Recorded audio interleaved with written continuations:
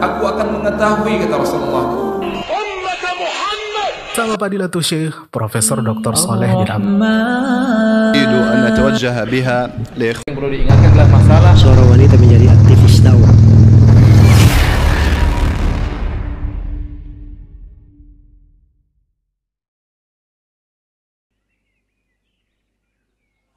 Assalamualaikum warahmatullahi wabarakatuh.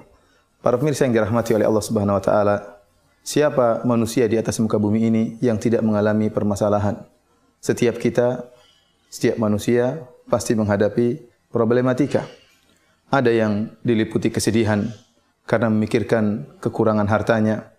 Ada yang diliputi dengan kesedihan karena memikirkan hutang yang bertumpuk-tumpuk. Ada yang diserang dengan kegundah gulanaan karena mengharapkan anugerah anak yang tidak datang-datang.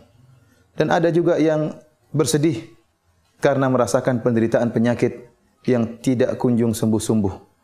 Setiap kita pasti ada permasalahan yang kita hadapi. Dan banyak orang yang mencari solusi dari problematika yang ia hadapi. Tentunya tidak mengapa manusia harus berusaha untuk menghilangkan kesulitan yang dia hadapi.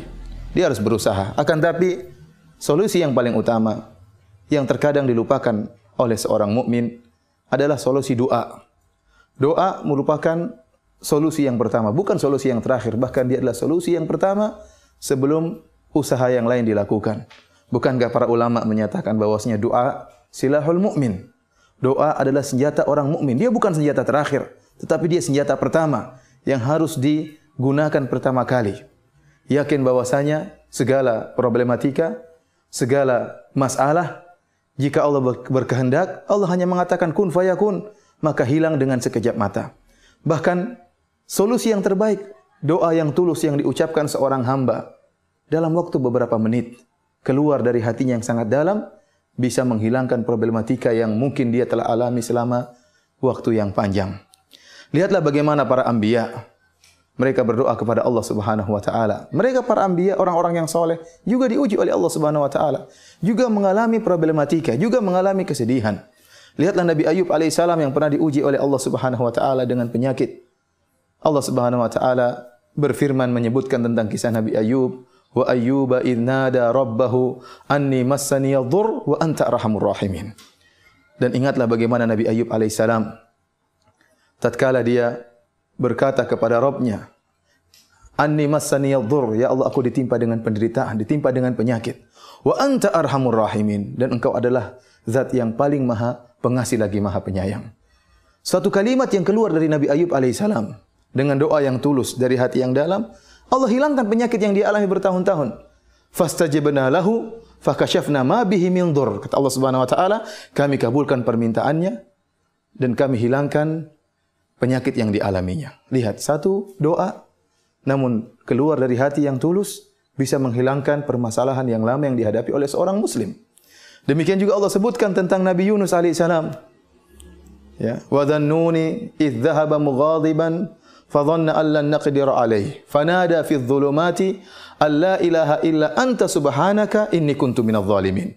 Nabi Yunus alaihissalam tatkala ditelan oleh ikan paus, kemudian dia tenggelam dalam 3 kegelapan. Kata Allah Subhanahu wa taala, fanada fi adh-dhulumat, beliau menyeru dalam kegelapan-kegelapan. Beliau berada dalam kegelapan perut ikan paus, berada dalam kegelapan malam, dan berada dalam kegelapan lautan. Siapa yang bisa menyelamatkannya kecuali Allah Subhanahu wa taala? Fanada fi dhulumat alla ilaha illa anta subhanaka inni kuntu minadh dhalimin. Maka Nabi Yunus kemudian mengatakan la ilaha illa anta. Ya Allah, tidak ada sembahan yang berhak kecuali disembah kecuali Engkau ya Allah. Inni kuntu minadh dhalimin. Aku termasuk orang-orang berbuat zalim. Maka apa kata Allah Subhanahu wa taala? Fastajibna lahu. Kami pun mengabulkan doa Nabi Yunus alaihissalam. Wa najjaynahu minal gham wa kadzalika nunjil mu'minin. Dan kami selamatkan dia dari kesedihan. Kemudian Allah tutup firman-Nya dengan mengatakan wa kadzalika nunjil mu'minin, dan demikianlah kami selamatkan orang-orang yang beriman. Artinya apa? Ini keselamatan ini bukan hanya khusus kepada Nabi Yunus alaihissalam, tetapi juga kepada kaum mukminin. Makanya Allah tutup ayatnya dengan mengatakan wa kadzalika nunjil mu'minin. Demikianlah kami selamatkan orang-orang yang beriman. Artinya ini penyelamatan ini bukan khusus buat Nabi Yunus alaihissalam. Allah sebutkan lagi dalam surat yang sama, dalam surat Anbiya tentang Zakaria. Wa Zakaria idz nada rabbahu, Rabbi la tadharni fardan wa anta khairul warithin. Tatkala Nabi Zakaria berdoa, "Ya Rabbku, jangan kau biarkan aku sendiri." Nabi Zakaria ingin punya anak. Wa anta khairul warithin. Dan Allah yang akan memberikan ya anugerah anak. Maka dia berdoa kepada Allah Subhanahu wa taala, Allah kabulkan permintaan Nabi Zakaria alaihissalam. Saya ingin mengajak para pemirsa sekalian untuk merenungkan bahwasanya doa merupakan senjata yang pertama, bukan senjata yang terakhir. Bukan berarti saya mengajak para pemirsa untuk tidak berusaha, usaha terus dijalankan. Allah memerintahkan kita untuk berusaha, Nabi SAW memerintahkan untuk berusaha. Tetapi doa merupakan senjata yang pertama. Dan jangan pernah kita meremehkan doa. Doa sering mendatangkan keajaiban. Oleh karenanya, disebutkan oleh para ahli tafsir seperti Ibnu Katsir rahimahullahu taala, kenapa Nabi Zakaria ya, setelah nikah sekian lama dan setelah mencapai masa tua, baru kemudian beliau meminta agar dianugerahi seorang anak. Kenapa? Karena Nabi Zakaria melihat keajaiban yang terjadi pada Maryam. Pada Maryam binti Imran, ya. Allah Subhanahu wa taala berfirman dalam Al-Qur'an dalam surat Al-Imran, wa kaffalaha Zakaria kullama dakhala 'alaiha Zakaria al-mihraba wajada 'indaha rizqa. Jadi Maryam dipelihara oleh Zakaria. Tatkala Zakaria masuk di kamarnya Maryam atau di mihrabnya Maryam, wajada 'indaha rizqa. Zakaria mendapati ada rizki yang Allah berikan kepada Maryam. Anna laki hadha? Maka Zakaria bertanya, wahai Maryam, dari mana kau dapatkan rizki ini? Qalat huwa min indillah. Kata Maryam, ini semua dari sisi Allah Subhanahu wa taala. Ya, padahal Maryam tidak keluar dari rumahnya. Seharusnya makanan tersebut diantarkan oleh Zakaria, ternyata tiba-tiba ada makanan di situ. Maka ini menakjubkan Zakaria alaihi salam. Ternyata bisa datang rizki, ya, dan rizki yang datang pada Maryam rizki yang menakjubkan. Disebutkan para ahli tafsir, Allah memberikan dia buah-buahan yang tidak muncul kecuali di musim panas, Allah hidangkan di musim dingin. Dan sebaliknya tatkala musim panas, Allah hidangkan buah-buah yang tidak tumbuh kecuali di musim dingin. Dari situ kata Allah, hunalika da'a Zakaria rabbahu. Maka tatkala itu Zakaria berdoa kepada Allah Subhanahu wa taala. Dia melihat ternyata Allah bisa mendatangkan makanan atau buah-buahan yang tidak tumbuh di musim dingin saja kecuali di musim dingin, Allah munculkan di musim panas dan sebaliknya. Tatkala dia melihat dirinya sudah tua dan istrinya dalam keadaan mandul, namun hal ini tidak menjadikan Zakaria putus asa, maka dia pun berdoa kepada Allah Subhanahu wa taala setelah melihat keajaiban tersebut. Sebagaimana Allah sebutkan doa Zakaria dalam surat Maryam, kata Allah Subhanahu wa taala, "Dzikru rahmati rabbika 'abdahu Zakaria idz nada rabbahu nidaan khafiyya. Qala rabbi inni wahana al-'azmu minni washta'ala ar-ra'su shayba wa lam akum bi du'aika rabbi syaqiyya." Ya, yang artinya kami menyebutkan tentang rahmat kami terhadap hamba kami Zakaria. Tatkala dia menyeru Rabbnya dengan suara yang lirih, "Ya Allah, inni wahanal 'azmu minni wasya'ala ar-ra'su syaiba." Ya Allah, aku sudah sangat tua.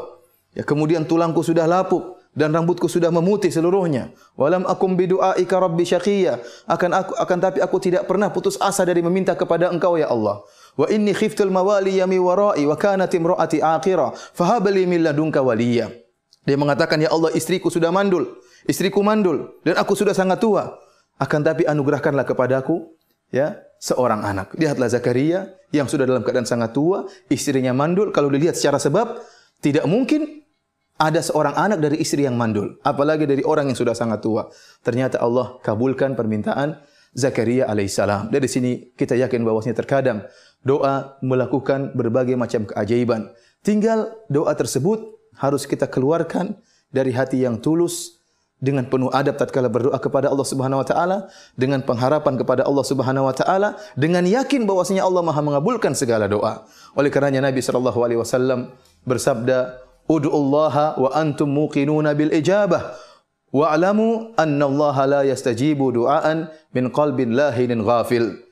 Nabi sallallahu alaihi wasallam mengatakan, berdoalah kalian kepada Allah dalam keadaan yakin bahwasanya Allah akan mengabulkan doa kalian, dan ketahuilah bahwasanya Allah tidak akan mengabulkan doa dari hati yang lalai, ya. Tetapi tatkala berdoa perlu keseriusan, keyakinan, husnudzon kepada Allah Subhanahu wa taala, pilih waktu-waktu yang mustajab, sepertiga malam yang terakhir tatkala Allah turun ke langit dunia dan Allah menyatakan hal min mustaghfirin fa aghfiralah, apakah ada di antara hamba-hambaku yang beristighfar akan aku ampuni, hal min sa'ilin fa utiya su'lah, apakah ada di antara hambaku yang meminta akan aku kabulkan permohonannya. Barang siapa yang bangun tengah malam, kemudian dibuka dengan solat malam, kemudian berdoa kepada Allah Subhanahu wa taala dengan hati yang tulus, dengan penuh pengharapan, dengan husnudzon kepada Allah Subhanahu wa taala, maka sulit untuk tidak dikabulkan oleh Allah Subhanahu wa taala. Oleh karenanya para pemirsa yang dirahmati oleh Subhanahu wa taala, jangan pernah meremehkan doa. Imam Syafi'i rahimahullah berkata, "Atahza' bid-du'ain wa tasdarihi, wa ma tadri ma sana'ad du'a'u." Apakah janganlah engkau mengejek doa dan jangan kau meremehkan doa. Kau tidak tahu apa yang bisa dilakukan doa. Sihamul laili la tukhti walakin lahal amadu walil amadil inqidha'u. Kata Imam Syafi'i, doa itu ibarat panah-panah yang dilepaskan di tengah malam. Tidak akan meleset. Tidak akan meleset. Pasti suatu saat akan mengena. Tetapi waktu untuk mengena itu butuh waktu. Oleh karenanya seorang tatkala berdoa di malam hari, yakinlah pasti suatu saat akan dikabulkan oleh Allah Subhanahu wa taala, cepat atau lambat. Allah yang lebih mengetahui apa yang terbaik bagi hamba-hambanya. Marilah kita sama-sama berdoa kepada Allah Subhanahu wa taala dengan penuh keyakinan dan pengharapan, niscaya Allah akan menghilangkan segala problematika yang kita hadapi dengan doa yang tulus. Demikianlah para pemirsa. Assalamualaikum warahmatullahi wabarakatuh.